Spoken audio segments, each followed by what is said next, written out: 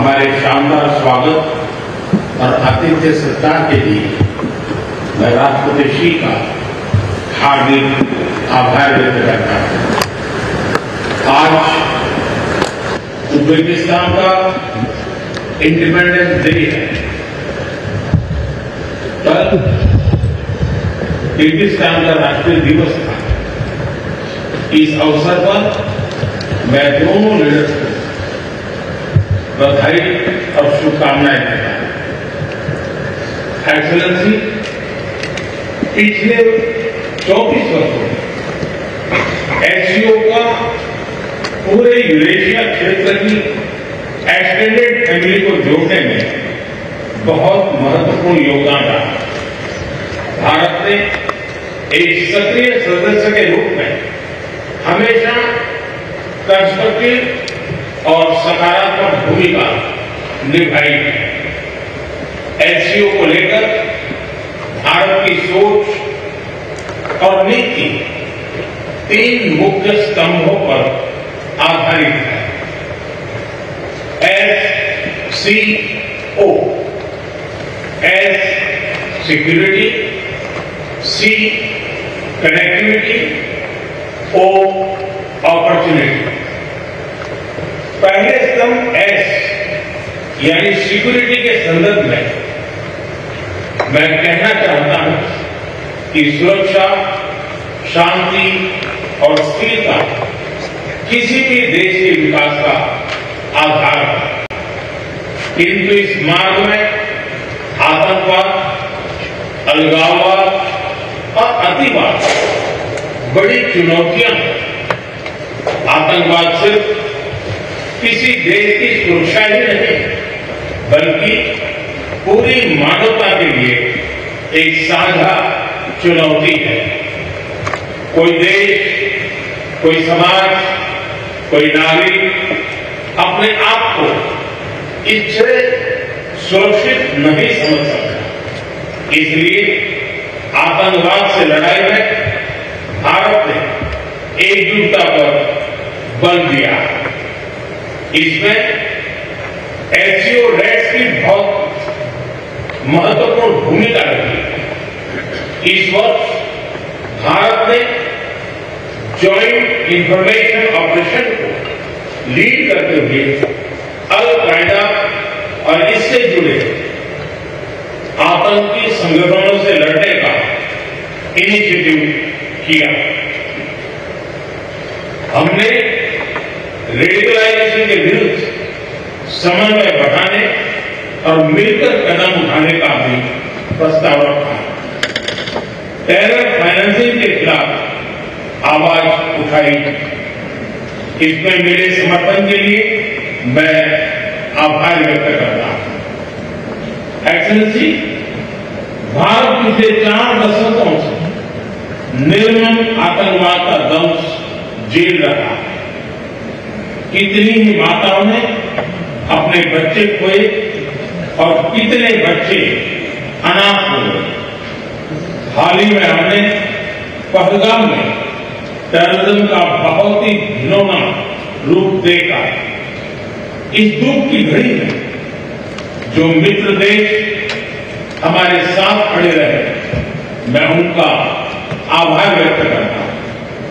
यह हमला केवल भारत की अंतरात्मा पर ही आघात नहीं था, यह मानवता में विश्वास रखने वाले हर देश, हर व्यक्ति को खुली चुनौती थी। ऐसे में प्रश्न उठना स्वाभाविक है, क्या कुछ देशों द्वारा आतंकवाद का खुलेआम समर्थन हमें स्वीकार्य हो सकता है?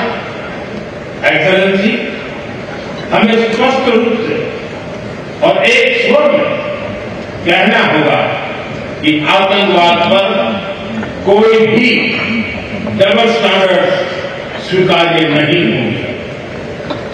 हमें मिलकर आतंकवाद का हर रंग में, हर रूप में विरोध करना होगा। ये मानवता के प्रति हमारा दायित्व है।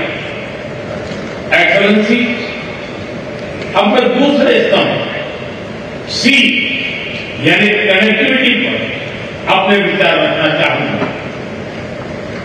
भारत का हमेशा से मत रहा है कि मजबूत कनेक्टिविटी से केवल व्यापार ही नहीं बल्कि विश्वास और विकास के द्वार भी खुलते।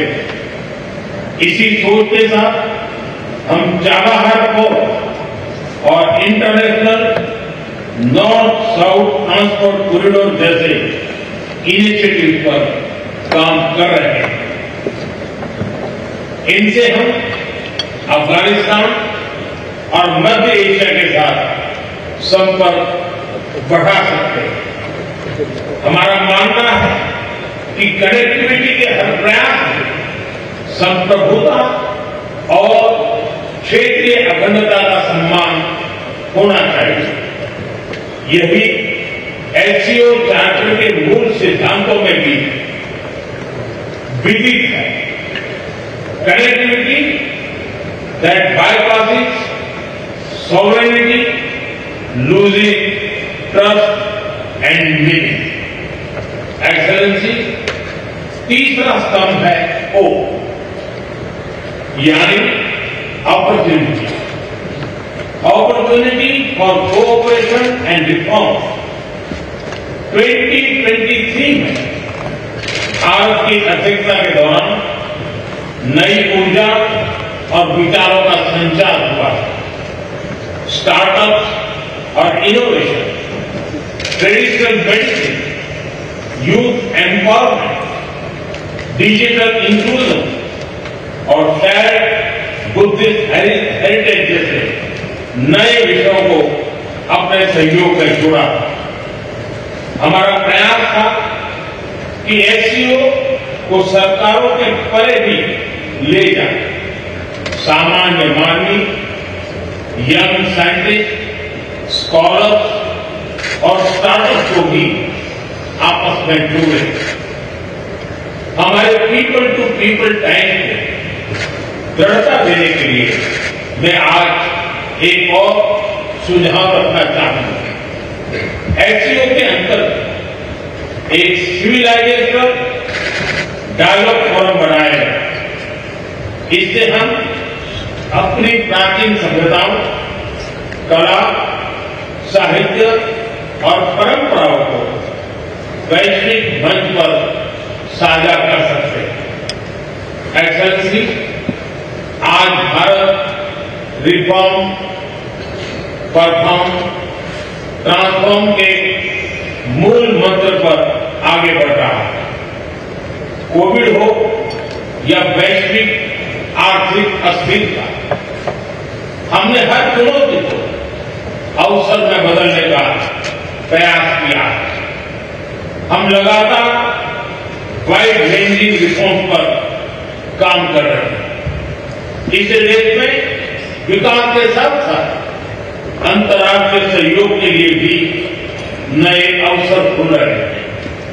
मैं आप सभी को भारत की विकास यात्रा से जुड़ने के लिए आमंत्रित करता हूं। एक्सेलेंसी, यह खुशी की बात है कि एससीओ भी समय के अनुरूप इवॉल्व हो रहा है। ऑर्गेनाइज क्राइम, ड्रग ट्रैफिकिंग और साइबर सिक्योरिटी जैसी समकालीन चुनौतियों से निपटने के लिए 4 नए केंद्र बनाए जा रहे हैं। हम इस रिफॉर्म ओरिएंटेड माइंडसेट का स्वागत करते हैं। वैश्विक संस्थानों में रिफॉर्म के लिए एससीओ सदस्य आपसी सहयोग बढ़ा सकते हैं। संयुक्त राष्ट्र की 80वीं वर्षगांठ के अवसर पर हम एकमत होकर यूएन रिफॉर्म का आह्वान कर सकते हैं। ग्लोबल साउथ की आकांक्षाओं को आउटडेटेड फ्रेमवर्क में कैद रखना भावी पीढ़ियों के प्रति घोर अन्याय है। नई पीढ़ी के बहुरंगी सपनों को हम पुराने जमाने की ब्लैक एंड व्हाइट स्क्रीन पर नहीं दिखा सकते। स्क्रीन बदलने की होगी। एचसीओ मल्टीलेवल इंक्लूसिव वर्ल्ड ऑर्डर का मार्गदर्शक बन सकता है। मुझे खुशी है कि इस महत्वपूर्ण विषय पर आज एक स्टेटमेंट जारी किया जा रहा है। एक्सेलेंसी, हम सभी पार्टनर्स के साथ समन्वय और सहयोग के साथ आगे बढ़ रहे हैं।